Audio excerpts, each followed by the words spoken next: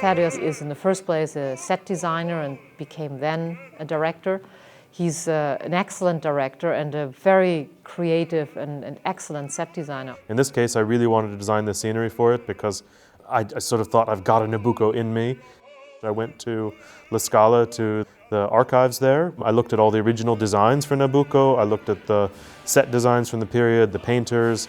The Scala Opera House was very important, and Verdi was very important in the Risorgimento. And so Thaddeus set the stage actually on the stage of the La Scala Theater at the time of the premiere of the original production of Nabucco. First of all, you have to decide on what the locations are going to be, because in the opera it specifies that it's set in the Temple of Solomon, but obviously that was destroyed, and so there's no real archaeological evidence as to what it exactly looked like. So I looked at other artist interpretations in the time of the 19th century to figure out how they had solved the problem, and I ended up kind of making a collage of those ideas and putting them together.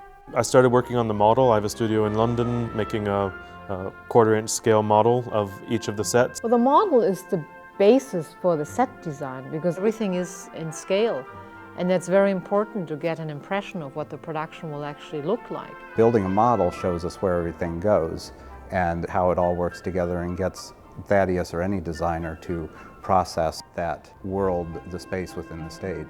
It also helps the lighting designer immensely because the model can show him where he can put his lights. Also important for the shops that we have painting the drops, they all wanted to see what they all looked like together in the model because that improves the quality of the work that they're doing if they see them in context.